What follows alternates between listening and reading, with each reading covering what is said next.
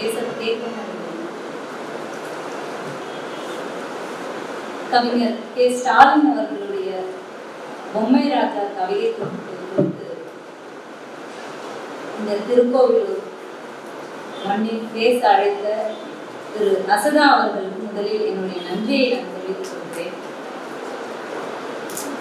ஏன்னா எனக்கு திருக்கோவிலூர் அப்படிங்கிறது வந்து ஒரு பேரளவுல மட்டும்தான் இது நாள் வரைக்கும் தெரிஞ்சது. ரொம்ப அழகான ஒரு ஊரா இருந்தது வரும்போது நான் பார்த்தேன். ஸோ இந்த அழகான ஊருக்கு ஒரு கவிதை குறித்து பேசுவதற்காக அழைத்தமைக்காக என்னுடைய நன்றிகள். இரண்டாவதாக, இந்த கவிதை தொகுப்பை நான் ஏன் பேச வேண்டும் என்று அவர் தீர்மானித்தார் அப்படிங்கிறது எனக்கு முதல்ல தெரியல. ஆனால் அசதா அவர்கள் கேட்டபோது உடனே நான் ஒப்புக்கொண்டேன், வருகிறேன் என்று. பிறகு இந்த தொகுப்பை வாசித்த பிறகுதான் தெரிந்தது, இந்த தொகுப்பை நான் பேசுவதற்கு இதில் எனக்கான கவிதைகள் சிலது. ஏன்னா இப்போ நான் வரும்போது பேசிக்கொண்டிருந்தார்கள் கிட்டத்தட்ட 25 வருடங்களாக ஸ்டாலின் அவர்கள் எழுதி கொண்டிருக்கிறார். இதற்கு முன்பு 5 தொகுப்புகள் வெளியிட்டிருக்கிறார் அப்படின்னாலும் கூட எனக்கு உண்மையிலேயே இந்த தொகுப்பின் வழியாகத்தான் ஸ்டாலின் அவர்களே எனக்கு அறிமுகம். இந்த கவிதைகளைத்தான் முதல்ல நான் வாசிக்கிறேன். அப்போ முதல்ல வாசிக்கும் போது எனக்கு இதுவரை பரிச்சயம் இல்லாத ஒரு கவிஞருடைய கவிதை என் வாழ்க்கையோடு மிக நெருங்கிய ஒரு உறவு கொண்டதாக இருக்குது அப்படிங்கும் போது பொதுவாகவே கவிதைகளை நான் அப்படிதான் பார்க்கிறேன். எனக்கு கவிதைகள் 2 வகையில் தான் நெருக்கமாக இருக்கும். ஒன்று, அது என் வாழ்க்கையில் நடந்த அனுபவங்களை எனக்கு ஏதோ ஒரு வகையில் மீள எடுத்து காண்பிக்கிறது, என்னுடைய நினைவுகளை மீண்டெழச் செய்வது. இரண்டாவது, எனக்கு பரிச்சயம் இல்லாத ஒரு வாழ்க்கையை எனக்கு அறிமுகப்படுத்துவது. இந்த இரண்டுமே இந்த தொகுப்புல இருக்கு. ஏன்னா எனக்கு இந்த தொகுப்பை நான் வாசிட்டே வரும்போது பல கவிதைகள்ல மரணம் குறித்தும், குறிப்பா இந்த மரணித்தவர்கள் அவர்களுடைய பதாகைகள் அந்த வச்சிருப்பாங்க இல்லையா, அதை நிறைய கவிதைகள்ல பதிவு பண்ணிட்டே வர எனக்கு இந்த தொகுப்பை வாசித்த பிறகு நான் எங்க பார்த்தாலும் எனக்கு அந்த பதாகைகள்ல இருக்கக்கூடிய முகங்கள் இந்த தெரிவிகளை எனக்கு ஞாபகப்படுது. அதிலும் குறிப்பாக அந்த சிரித்து கொண்டிருக்கிற புகைப்படங்கள், இறந்தவர்களுடைய சிரித்த புகைப்படங்கள் அந்த பதாகைகளில் தெரிந்தால் எனக்கு இன்னும் மனசு நெருட செய்யுது. இந்த கவிதைகள் நிறைய இடத்துல இந்த பதாகை தாண்டி, மரண பதாகைகள் தாண்டி ஏராளமான மரண குறிப்புகள் அடங்கியது. ஆனாலும் கூட இந்த வாழ்க்கை மீதான ஒரு அவநம்பிக்கையை விதைக்காமல் ஒரு நம்பிக்கையை விதைக்கக்கூடியதாக இந்த கவிதைகள் எல்லாமே இருக்கு. இன்னொன்று, இந்த கவிதையில நான் பார்த்தது ஒரு நல்ல ஆசிரியர், நல்ல கவிஞர் என்பதை தாண்டி ஒரு நல்ல ஆசிரியர். ஏனென்றால் மற்ற எந்த பணியை விடவும் மிக உன்னதமான பணி என்று நான் கருதுவது ஆசிரியர் பணியை தான். ஏன் அப்படின்னா, ஒரு ஆசிரியரால் மட்டும்தான் இன்னொரு அறிவார்ந்த தலைமுறையை உருவாக்கணும். வேற எந்த பணியிலையும் அது கிடையாது. மற்ற எல்லா துறைகளிலும் நம்ம சரியா வேலை செய்யலாம், நம்ம திறமையை வெளிக்காட்டலாம். ஆனால் ஒரு தலைமுறையை அறிவார்த்தமாக வெளிக்கொண்டு வருவதுன்றது ஆசிரியர்களால் மட்டும்தான் முடியும். எனக்கு பொதுவாகவே ஒரு சின்ன குறை இருக்கும். தமிழ் சினிமாலெல்லாம் ஆசிரியர்களை காட்சிப்படுத்துகிற விதம் அப்படிங்கிறது ஒன்று கேலிக்குரியதாக இருக்கும், இல்லை அப்படின்னா ரொம்ப ரொம்ப மோசமானவங்களா, ரொம்ப விட்டேத்தியா, அவங்க தன் வாங்குற சம்பளத்துக்கு ஒழுங்கா வேலை செய்யாதவங்களா, ஒரு குரூர புத்தி உடையவர்களா, இப்படியாகத்தான் தமிழ் சினிமா காட்சிப்படுத்திட்டே இருக்கும். சில விதிவிலக்குகள் மாதிரி இந்த சாட்டை படத்துல சமுத்திரகனி நடிச்ச மாதிரி சில கதாபாத்திரங்கள் மாணவர்கள் மேல அக்கறை கொண்டு அவர்களை திருத்துற மாதிரி, இல்ல ராட்சச படத்துல வரக்கூடிய அந்த கதாபாத்திரங்கள் அந்த தலைமை ஆசிரியர் மாதிரி ஏதோ ஒரு சில நம்பிக்கைகள் தான் சினிமால வருது. ஆனா இந்த முன்னுரையில சொன்ன மாதிரி ஆசிரியர்களாக இருந்தவர்கள் படைப்பாளிகளாகவும் இருக்கும்போது இன்னும் எவ்வளவு மேன்மையாக அந்த பணியை அவர்கள் அன்போடும் கருமையோடும் செய்வார்கள் அப்படிங்கிறத எந்தெந்த எழுத்தாளர்கள் ஆசிரியர்களாகவும் இருந்து படைப்பாளிகளாகவும் இருந்திருக்காங்கன்னு முன்னுரையில கரிகாலன் பதிவு பண்ணியிருக்காங்க. இந்த தொகுப்பை வாசிக்கும் போது ஸ்டாலின் அவர்கள் ஒரு மிகச்சிறந்த ஆசிரியர் என்பதை நான் புரிந்துள்ளேன். ஏன் அப்படின்னா, பாடம் நடத்துறது, சம்பளம் வாங்குறது, அட்டெண்டன்ஸ் போடுறது, இது தாண்டி ஒவ்வொரு மாணவனுடைய வாழ்க்கையில் இருக்கிற துயரங்களை தன் மனம் கொண்டு பார்க்கிற ஒரு கவிதை மனம் அவருக்கு வாய்த்திருக்கிறது. ஏன்னா அந்த மாணவர்களுடைய வாழ்க்கையை அவர் பதிவு பண்றது வெறும் துயரங்களை வாசகன்ட்டு வாங்குறது மட்டும் கிடையாது. இந்தந்த துயரங்களோடு இந்த வழிகளுக்கு பின்னாலும் தான் அந்த யூனிஃபார்மை மாட்டிக்கிட்டு அந்த குழந்தைங்க அங்க வருது அப்படிங்கிறத ரொம்ப அழகா சில கவிதைகள்ல அவர் பதிவு பண்ணிடுவார். ஆனால் எனக்கு ரொம்ப மனசுக்கு நெருக்கமா நான் உணர்ந்த கவிதை அப்படிங்கிறது அம்மா இல்லாத வீடுன்னு ஒரு கவிதை. எனக்கு அந்த கவிதையை நான் படிச்சுட்டு நிஜமாவே நான் அதுக்கப்புறம் ஒரு 2-3 நாள் என்னால் இயல்பா இருக்க முடியும். ஏன்னா எனக்கு என்னோட சின்ன வயசுல அம்மா இறந்து போனப்போ எனக்கு அதை பத்தின எந்த ஒரு இதுவும் இல்லை. அம்மா இறந்துட்டாங்க, எல்லாரும் அழுதுட்டு இருக்காங்க. கொஞ்ச நேரம் அழுதுட்டு நான் விளையாட போயிட்டு சாயந்தரம் அந்த சடங்கு, ஏன்னா ஒரு மாதிரி கும்பல்லாம் கூட இருக்கும், அது அவ்வளவா எனக்கு ஓப்பா இல்லை. என்னோட தோழிகளோட விளையாட போயிட்டு திரும்ப அந்த இறுதி சடங்குக்கு கூப்பிடுறாங்க. எல்லாமே செய்து முடிச்சாச்சு. வீட்டில் அடம் பிடிச்சு சுடுகாடு வரைக்கும் போய் அந்த உடலை அடக்கம் செய்யற வரைக்கும் பார்த்துட்டு வந்தாச்சு. வீட்டுக்கு வந்த பிறகு அப்பதான் வீடு வந்து ஒரு மாதிரி வெறுமையா இருக்கு. அந்த வீட்டினுடைய வெறுமையை என்னால அப்போதான் அது வந்து ஒரு துயரம். அது வரைக்கும் அம்மாவுடைய இறந்த உடலை நான் பார்த்த போது கூட இல்லாத ஒரு துயரம். ரொம்ப வெடிச்சு அழுகுறேன், எங்க அம்மா எங்க அப்படின்னு சொல்லி. அப்ப அழ ஆரம்பிச்சது. இப்ப வரைக்கும் இந்த 20-22 வருஷமும் அது நிற்கவே எனக்கு. அது இடையில என்னுடைய பயணங்கள், என்னுடைய கவிதை, என்னுடைய எழுத்து, என்னுடைய பணி, இது எல்லாமே ஏதோ ஒரு இடத்தில் என் இயங்குதலுக்கு ஒரு உந்து சக்தியாக இருந்து நான் கொஞ்சம் அதுல இருந்து வெளியில வரும்போது இந்த கவிதை அம்மா இல்லாத வீடுன்ற ஒரு கவிதை திரும்ப அந்த ஞாபகங்களை எனக்கு கிளம்பி இருந்துச்சு. நான் உண்மையிலே இந்த கவிதை படிச்சு ரொம்ப அழுதேன். ஏன்னா அம்மா இல்லாத வீடு அப்படிங்கிறது எப்படி இருக்குன்றத நல்லா உணர்ந்ததுனால எனக்கு அந்த பழைய ஞாபகங்களை, அந்த கண்ணீரை திரும்ப எடுத்து வெளியில அப்படியே பரப்பி விட்டுச்சு. அந்த கவிதையை நான் வாசிக்கிறேன். அம்மா இல்லாத வீடு. அம்மா இல்லாத வீடு நமக்கு அந்நியமாக தெரிகிறது. அம்மா இல்லாத வீட்டிற்கு நாம் அந்நியமாக தெரிகிறோம். ஒரு வகுத்தல் கணக்கின் நேர் செய்யவியலா மீதி என எஞ்சி நிற்கிறது அம்மா இல்லாத வீட்டின் தன்மை. இவர் இந்த இந்த வரிதான் எனக்கு இவர் ஒரு கணக்கு வாத்தியார் அப்படிங்கிறத. ஏன்னா எனக்கு வந்து கணக்கு வராது. அதுல வகுத்தல்ல என்ன எஞ்சி நிற்குது, என்ன மிஞ்சி நிற்குது அப்படிங்கிறதுலாம் எனக்கு தெரியாது. ஏதோ வந்து கணக்குல ஒரு மார்க் வாங்கி பாஸ் பண்ணியாச்சு. இப்ப இதே இடத்துல நான் என்ன எழுதியிருக்கேன் அப்படின்னா, கண்டிப்பா இந்த ஒரு வகுத்தல் கணக்கினுடைய நேர் செய்யவியலாத மீதி அப்படின்னு நான் எழுதியிருக்க மாட்டேன். ஆனால் அவருடைய தன்னுடைய பணி சார்ந்தும் அந்த உதாரணத்தை அவர் வைக்கும்போது இந்த கவிதை இன்னும் கொஞ்சம் எனக்கு இன்னும் கொஞ்சம் அதனோட சிக்கலை வந்து புரியவே. உப்பு காரம் உரைப்பு என அம்மாவின் கை பக்குவத்தை பழகி கொண்ட ஒருவருக்கும் உப்பு காரம் உரைப்பு என அம்மாவின் கைப்பக்குவத்தை பழகி கொண்ட ஒருவருக்கும் பரிமாறும் போது அவள் விரல்கள் வழியும் அன்பை கை கொள்ள தெரியவில்லை. எனக்கு நான் இந்த வரிகளை படிக்கும்போது நான் யோசிச்சேன், எனக்கு வந்து நான் அம்மா இருந்த வரைக்கும் எனக்கு அவங்க ஊட்டி விட்டு தான் நான் சாப்பிடுவேன்.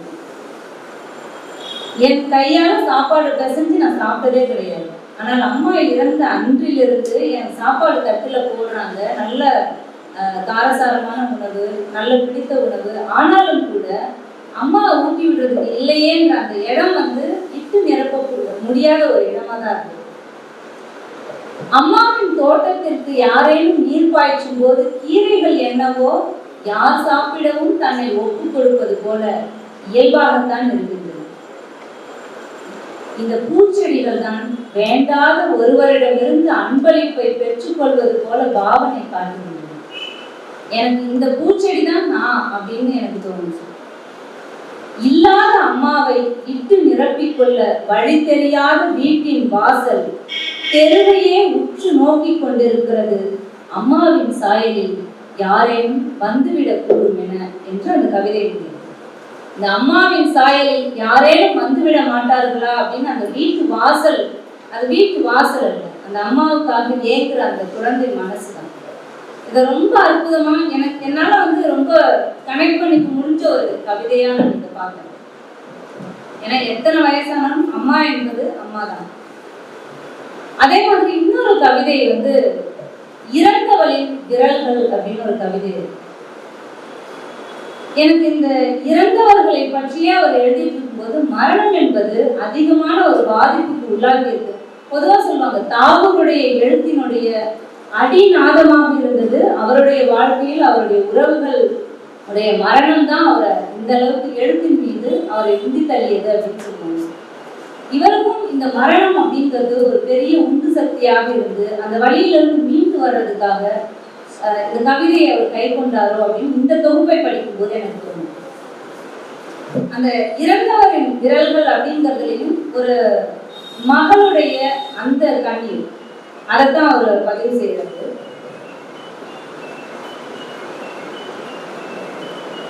இறந்தவளின் விரல்களை விடுவித்துக் கொள்வது அத்தனை எளிதாயிருக்கு. ஏன்னா இந்த கவிதையிலையும் எனக்கு வந்து மீண்டும் எனக்கு என்னன்னா என்னோட அம்மாவோட மூக்குத்தி ஒன்று நான் ரொம்ப நாளா வச்சிருக்கேன். ஏன்னா அம்மா இறந்த பிறகு ஒவ்வொருத்தரும் அவங்களுடைய புடவையில இருந்து அவங்க பயன்படுத்தின பாத்திரங்கள்ல இருந்து ஒவ்வொன்றாக அக்காக்களும் பெரியம்மா பசங்களும் எல்லாரும் ஒவ்வொன்றும் எடுத்துக்கும் போது நான் அவங்க போட்டிருந்த ஒரு மயில் மூக்குத்தி ஒன்று நான் அவங்க அக்கா கிட்ட இருந்து கேட்டு வாங்கி வச்சிருக்கேன். இப்போ வரைக்கும் அது பத்திரமா தான் இருக்கு. அந்த மூக்குத்தியை எப்போதுமே என் அருகில் நான் வைத்திருப்பது போல இந்த கவிதையில இந்த இறந்தவளின் விரல்களை விடுவித்துக் கொள்வது அத்தனை எளிதாயில்லை. கடைசியாய் அவள் தொடுத்த மாலையின் பூக்கள் உதிர, கடைசியாய் அவள் தொடுத்த மாலையின் பூக்கள் உதிர அவள் இட்ட வெற்று முடிச்சுகளை உற்று நோக்குகிறார் படத்தில் உள்ள கடவுள். ஏன்னா அப்ப சமீபத்துலதான் அவங்க இறந்துருக்காங்கன்ற மாதிரி அந்த கவிதையை வச்சு நம்ம புரிஞ்சுக்கணும். அவளின் பழைய துணிகளால் அவளே தைத்த தலையணையில் இப்போது யார் உறங்கினாலும் நள்ளிரவில் தலை போதுவது அவளது விரல்களில். அவள் படத்தின் முன் கழற்றி வைக்கப்பட்டுள்ள அவளது கை கடிகாரம் ஓடிக்கொண்டிருப்பது இறந்த காலத்தின் மீது. ஒரு கை கடிகாரம் ஓடிக்கொண்டிருப்பது இறந்த காலத்தின் மீது. ஆணியில் மாட்டியிருக்கும் அவளது வளையல்கள் காற்றில் அசையும் போது கலைடாஸ்கோப் என மின்னி மறைவது அவளது புன்னகையில். இதுவரைக்கும் மற்ற எல்லாருக்குமானது இந்த கடைசி வரிதான் ரொம்ப மனசுக்கு நெருக்கமா இன்னும் கொஞ்சம் ஆத்மார்த்தமான ஒரு உணர்வை பேசுகிறது. சிதையில் ஏற்றும் முன் அவளது கடைசி குளியலில் கழற்றி கொடுக்கப்பட்ட மோதிரத்தை, அவளது கடைசி குளியலில் கழற்றி கொடுக்கப்பட்ட மோதிரத்தை இப்போதும் அணிந்திருக்கும் அவளது மகள் இன்று வரை நடந்து கொண்டிருப்பது இறந்தவளின் விரல்களை பற்றி கொண்டுதான் என்று அந்த கவிதை. இந்த இரண்டு கவிதையுமே இந்த கவிதையை படிக்கிற எல்லோருக்குமே யாரோ ஒருவருடைய இறந்த ஒருவருடைய விரல்களையோ அவர்களது நினைவுகளையோ பற்றி கொண்டு நம் இந்த வாழ்க்கையை கடந்து கொண்டே போகிற அந்த உணர்வை இது வெளிப்படுத்துகிறோம். எனக்கு இந்த தொகுப்புல பிடிச்ச இன்னும் ஒரு முக்கியமான ஒரு கவிதை. ஏன்னா இந்த கவிதை வந்து நான் படிச்சப்ப எனக்கு தோணுது என்ன அப்படின்னா, ஒரு சினிமா நம்ம பார்க்கும்போது அந்த சினிமாவில் முதல் பாதி முழுக்க ரொம்ப அட்டகாசமா நம்ம ரசிச்சு சிரிச்சு கைத்தட்டி கொண்டாடி அப்படி ஒரு உணர்வை தந்த ஒரு படம் பிற்பாதியில் அந்த படத்தினுடைய முடிவில் ஒரு துயரத்தில் போய் நம்ம ஆழ்ந்தோம் இல்லையா, அந்த மாதிரியான ஒரு உணர்வை இந்த மஞ்சள் தேவதை அப்படிங்கிற அந்த கவிதை எனக்கு சொல்லுது. இந்த கவிதையில என்னன்னா பொதுவாகவே பெண்கள் இங்க ரொம்ப கம்மியான நபர்கள் தான் பெண்கள் வந்திருக்காங்க. ஆனாலும் கூட பூக்களுக்கும் எல்லோருக்குமே சம்பந்தம் இருக்கு. இங்க இருக்கிற எல்லோருமே சாமிக்கோ மனைவிக்கோ அம்மாவுக்கோ அக்காவுக்கோ பூக்களை வாங்கி கொண்டு போய் வீட்டுல கொடுக்கறது, பொதுவாக ஒருத்தரோட வீட்டுக்கு போகும்போதே பூ பழங்களோடு போறதுன்றது ஒரு மரபாவே இருக்கு. இப்ப அது இருக்கா அப்படின்னு எனக்கு தெரியல. ஆனா இன்னமும் என்னுடைய தோழிகளுடைய வீட்டுக்கு போகும்போது நான் பூ வாங்கிட்டு போறது, சரமா தொடுத்த மலர்களை வாங்கிட்டு போறது, அல்லது என்னுடைய கொடியில் அரும்பும் மலர்களை தொடுத்து அதை எடுத்துட்டு போறதுன்றது ஒரு வழக்கமா வச்சிருக்கு. ஆனா எனக்கு இப்போ வரைக்கும் இந்த கனகாம்பரம் காக்கட்டாம்பூ அப்படிங்கிற இந்த ரெண்டு வகையறாக்களை நான் ஒரு பூவாவே மதிச்சதே கிடையாது. ஏன்னா அந்த பூவுக்கு வாசமே கிடையாது. இந்த ஜாதி மல்லிக்கு நல்ல வாசம், மல்லி, அரும்பு, உலாந்தம், அப்புறம் இப்ப புதுசா ஒரு பூ நான் குடியிருக்கிற வீட்டுல இருக்கு, ராமபானம் அப்படின்னு ஒரு பூ. நல்ல பெண்ணுடைய 5 விரலை போல அது அழகா விரிஞ்சிருக்கும். ஆனா மொட்டா இருக்கும்போது ராமனுடைய அம்பு மாதிரி இருக்கும். அதெல்லாமே பூக்க ஆரம்பிச்சதுன்னா சாயந்தரத்துல மாடி முழுக்க அவ்வளவு மனம் வீசும். அந்த மனமுள்ள மலர்கள் மேல இருக்கிற ஈர்ப்பு என்பது இந்த கனகாம்பரத்தின் மேலேயோ காக்கட்டாம்பூ மேலேயோ வந்ததே கிடையாது. இந்த சின்ன வயசுல எங்க சித்தப்பாலாம் வீட்டுக்கு வரும்போது பூ வாங்கிட்டு வந்தாங்க, இந்த காக்கட்டாம்பூ வாங்கிட்டு வந்தாங்கன்னா அப்படியே அவங்க கையில வீசி, லிட்டரலா நான் வீசி அடிச்சுட்டு போனதெல்லாம் இருக்கு. அவங்க சொல்லுவாங்க அவருக்கு காக்கட்டாம்பூ பிடிக்காது, கனகாம்பரம் பிடிக்காது அப்படின்னு சொல்லுவாங்க. ஆனா இந்த கவிதையை படிச்ச பிறகு இந்த கனகாம்பரம் கூட ரொம்ப அழகான மலர் தான் அப்படின்னு எனக்கு தோண வச்சு. இந்த கிராமத்துல பார்த்தோம் அப்படின்னா எல்லார் வீட்டிலையும் கனகாம்பரம் இருக்கும். ஆனால் கனகாம்பரத்தை சாமி படத்திற்கு வைப்பார்களா அப்படின்றது எனக்கு தெரியல. இந்த மஞ்சள் தேவதைன்ற கவிதையில மஞ்சள் கனகாம்பரங்களை நேசிக்கும் அவளுக்கு வாசனை ஒரு பொருட்டே இல்லை. ரொம்ப ரொம்ப பொயட்டிக்கான ஒரு கவிதையா நான் இதை பார்க்கிறேன். மஞ்சள் கனகாம்பரங்களை நேசிக்கும் அவளுக்கு வாசனை ஒரு பொருட்டே அல்ல. நாசிக்கும் கண்களுக்கும் இடையே உள்ள தூரம் அல்ல, வாசனைக்கும் வண்ணத்திற்கும் இடையே உள்ள தூரம் என்ன. அந்த அவள் யார் அப்படிங்கிறது எனக்கு தெரியல. ஆனால் நான் நிஜமாவே அவ வந்து ஒரு ரொம்ப பேரழகியா ஒரு கவித்துவமான ஒரு மனம் கொண்டவளாக இருப்பாள் அப்படின்னு நான் நினைக்கிறேன். நாசிக்கும் கண்களுக்கும் இடையே உள்ள தூரம் அல்ல, வாசனைக்கும் வண்ணத்திற்கும் இடையே உள்ள தூரம் என்பார். கனகாம்பரங்களை பறிப்பது என்பது ஒரு கலை என்பார். நீருக்குள் மூழ்கிய பந்து மேலெழும்பும் பிளக் என்ற சப்தத்தை விரல்கள் வழி உணருமாறு முழு காம்பையும் மென்மையாய் செடியிலிருந்து பிரிக்க வேண்டும் என்பார். ஒரு கனகாம்பரத்தை செடியிலிருந்து எப்படி பிரிக்கணும்ன்றத, காம்புகள் அசந்தர்ப்பமாய் முறிந்து போகும் போதெல்லாம் விரல்களை உடைத்துக் கொள்ள தோன்றுகிறது என்பார். ஏன்னா கனகாம்பரம் அவ்வளவு மென்மையான ஒரு மலர். அது சில நேரத்துல பறிக்கும் போது அந்த இதழ் மட்டும் வரும், காம்பு நின்று போயிடும். அந்த காம்புகள் அசந்தர்ப்பமாய் முறிந்து போகும் போதெல்லாம் விரல்களை உடைத்துக் கொள்ள தோன்றுகிறது என்பார். புளிக்கும் மறைவில் மஞ்சள் தேய்த்து கொள்ளும் சிறு கல் ஓரம் தாழ்ந்திருக்கும் ஒற்றை பூவிற்கு கடைசியாய் எஞ்சிய மஞ்சளை செல்லமாய் தடவி மேலும் மஞ்சளாக்குவார்.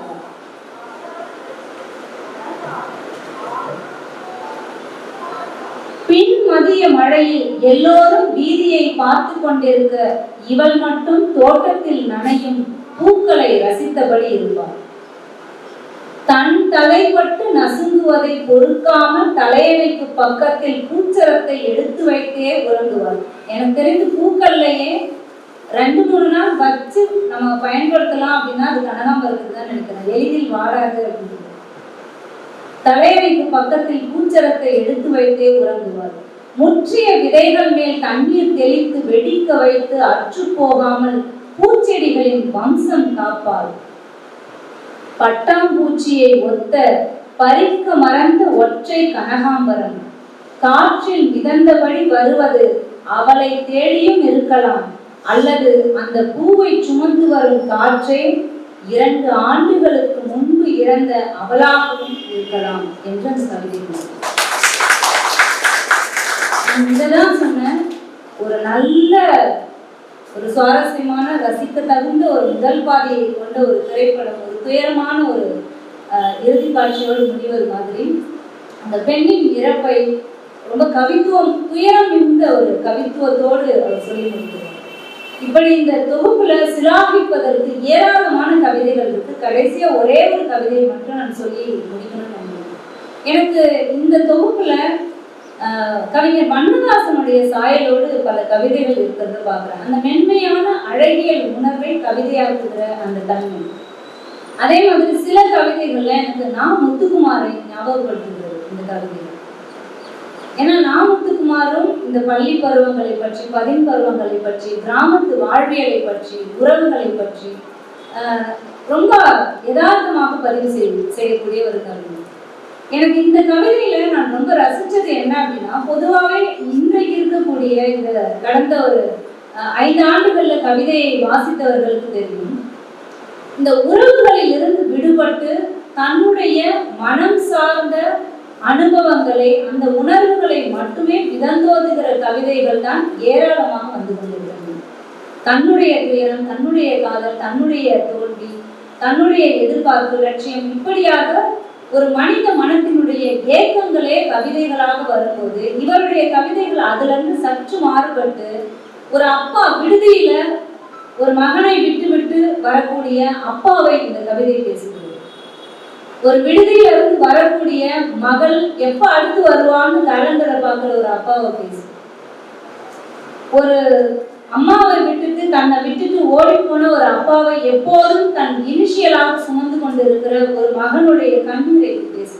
இப்படி பல இடங்கள்ல அதே மாதிரி ஒரு அக்கா தம்பிக்கு இடையிலான ஒரு அன்பின் விழிப்புன்னு ஒரு கவிதையில அந்த அக்காவுக்கு வந்து ஒரு ஏக்கணும்னா, அவன் வந்து ஹாஸ்டலுக்கு போயாச்சு, இதுக்கப்புறம் அவன் அக்கான்னு கூப்பிடக்கூடாது அப்படின்ற அந்த ஒரு இதோட, ஏன்னா அவங்க 2 பேருக்குள்ள இருக்கிற அந்த உறவு என்பது ஒரு அற்புதமான இந்த அக்கா தம்பி என்கிற மதிப்பீடுகள் சார்ந்து இல்லாம என்னோட புள்ளன்ற மாதிரி அவரும் என்னோட அம்மான்ற மாதிரி அவரும் அப்படியாக ஒரு உறவாக அவங்க இருக்கும்போது சீக்கிரம் வந்துருவல்லடின்னு அவங்க சொல்றதும் வந்துருண்டா எருமான்னு சொல்லி அந்த அக்கா வந்து சொல்றதுமாக அந்த அன்பு இன்னமும் இப்படியான விழித்தல்கள் மூலமாக உயிர்ப்போட இருக்கு அப்படிங்கிற அந்த விஷயங்கள்லாம் ரொம்ப எனக்கு பிடிச்சிருந்தது. ஆனால் எனக்கு இந்த கவிதை வந்து